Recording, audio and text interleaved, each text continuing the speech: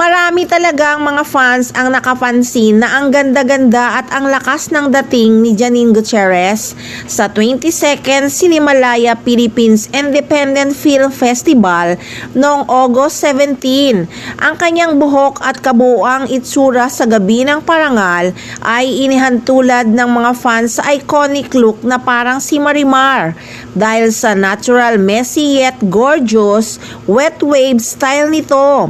Sa naganap nga na Balanghay Awards Night, hindi lang ang kanyang buhok at Ting Joko na damit ang pinag-usapan, kundi pati na rin ang tagumpay ng kanyang horror drama film na Mag-iina, The Mothering, na nanalo bilang Best Film Full-Length Feature. Yes, talagang breathtaking at nag-uumapaw sa ganda si Janine Gutierrez sa kanyang suot na ethereal tattered lace costume creation ng designer na si Ting Joko at nakastyle sa kanya ni Lynn Alomno noong 22nd Cinemalaya Awards Night sa EDSA, Shangri-La, Manila.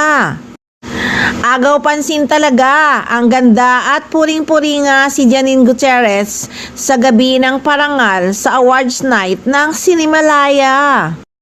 Ang disenyo ay hango sa mga temang ulan sa kalangitan, kulay abong element at charcoal toned swatches na sumasailalim sa kwento ng pelikula.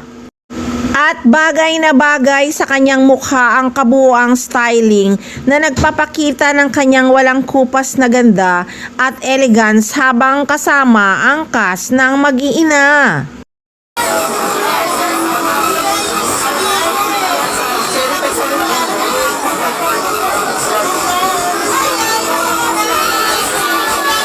Bukod nga sa ganda niya, todo suporta at selebrasyon din siya dahil humakot ng 6 na parangal ang psychological horror drama nilang Mag-iina.